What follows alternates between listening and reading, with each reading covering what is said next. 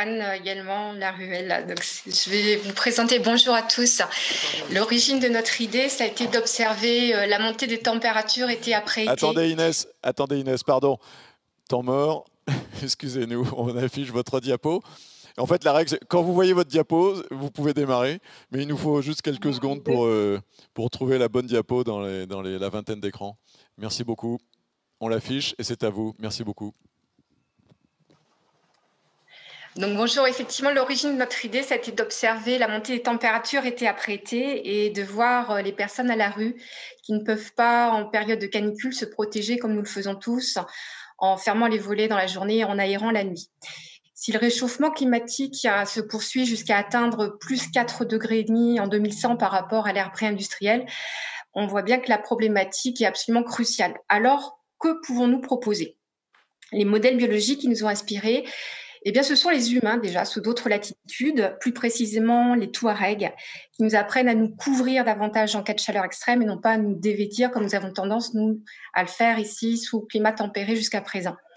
Et l'autre organisme vraiment qui nous a inspirés, c'est un cactus qui s'appelle Echinopsis peruviana, qui se caractérise par ses nervures, qui d'une part lui permettent d'augmenter la surface des ombres portées, et d'autre part créer un phénomène de colonne d'air, de convection, qui va dégager la chaleur de l'organisme.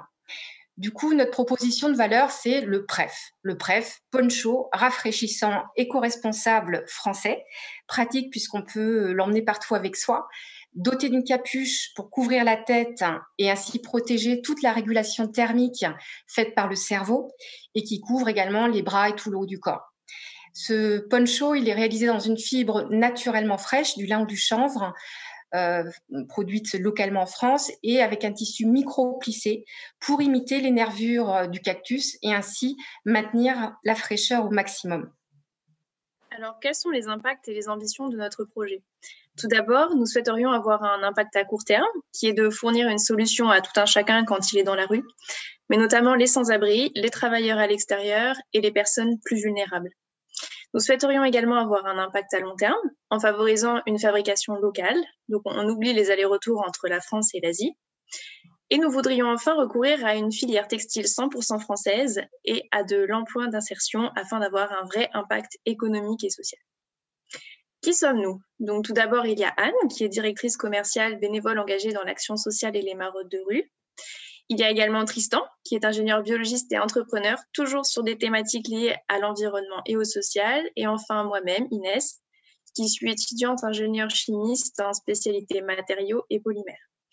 Et après, quels sont donc les prochains pas pour mener à bien notre projet? Tout d'abord, nous souhaiterions renforcer notre équipe avec un designer de mode pour affiner le design de notre produit afin qu'il soit pratique et esthétique. Et nous sommes aussi preneurs de toutes sortes de contacts de professionnels de la filière lin ou chanvre. Merci pour votre attention et de vos contacts éventuels. Merci beaucoup. Timing, vous êtes même un peu en avance, c'est formidable. On dit beaucoup de choses finalement en 2 minutes 45. C'était très clair. Je remarque que vous êtes un projet issu de la tournée du Biomimpact Tour qu'on avait lancé New Corp, Cebios et Make Sense sur cette année 2020 et dont Phil Becquet viendra nous faire un débriefing pendant la délibération du jury. Bravo Phil, effectivement, pour cette animation en 2020. Je me tourne vers le jury pour avoir une ou deux questions sur le projet qu'on vient de voir. Oui, Kalina Raskin, Cebios, j'ai une question. Est-ce que vous avez une idée, une estimation du gain de température, notamment lié au système en général, mais surtout, je suis assez curieuse sur le plissage. D'accord. Alors le plissage, c'est une idée qu'on avait vue également chez d'autres couturiers il y a quelques décennies. Donc on sait que ce micro-plissage, il est parfaitement réalisable.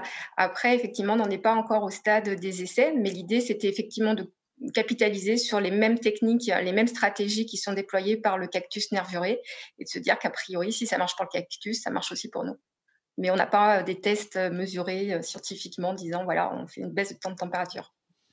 Merci. Et merci Kalina. Une autre question éventuellement des membres du jury? Oui, Une question sur la filière justement textile française que vous avez évoquée. Est-ce que elle existe? Est-ce qu'elle produit déjà des tissus proches de ce que vous recherchez? Et même question que précédemment, est-ce que vous avez déjà commencé à discuter avec certains acteurs? Alors, même chose, c'est une filière qui est juste en train de se reconstruire. Donc, en fait, quelque part, on arrive pile au bon moment. On s'est rendu compte qu'il manquait une pièce à l'heure actuelle à toute la filière qui était une filature. Et ça y est, elle existe depuis maintenant décembre, qui est en Alsace. Donc, en fait, toute la filière a été reconstituée depuis la plantation de lin et de chanvre jusqu'à la filature. Il y a également une autre étape qui nous intéresse, qu'on n'a pas mentionné, qui est le défibrage, qui existe dans la région de Castres. Le défibrage, c'est une technique qui permettrait cette fois non pas de faire pousser le lin, mais de recycler des textiles en lin existants.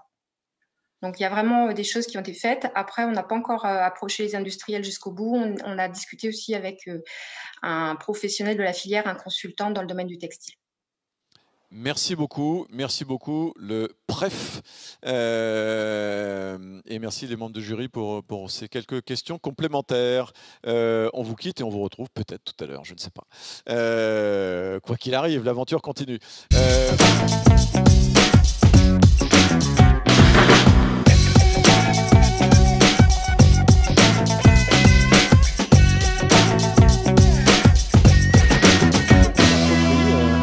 Un prix coup de cœur et 3 prix, premier, deuxième, troisième. On va les faire dans l'ordre. Le prix coup de cœur, 4, 3, 2, 1. Oui, je vous laisserai le premier prix. Donc, je commence avec le prix coup de cœur qui est ici et qui a été décerné à PREF, Inès Meyer. Est-ce qu'on peut réussir à avoir Inès à l'écran? Et Pauline, je vous laisse dire un mot complémentaire si vous voulez. Alors oui, PREF a été un coup de cœur unanime auprès de tous les membres du jury parce qu'on trouve que vraiment la thématique et la problématique d'aider en fait ceux qui sont sans abri et puis de s'intéresser plus particulièrement à eux était vraiment importante pour nous. On a vraiment voulu mettre ça en avant, mettre ça en lumière et souligner voilà, votre innovation et vous encourager à continuer dans cette voie, à vous encourager vraiment particulièrement vous. Et à travers ce coup de cœur, c'est ce qu'on a voulu donc transmettre et représenter en particulier. Donc je m'associe bien évidemment à tous les membres du jury pour vous annoncer ça. Bravo, PREF, prix coup de cœur du Biomime Challenge 2020.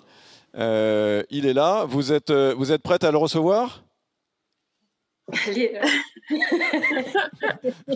Alors nous attention, sommes deux, du coup, avec Anne.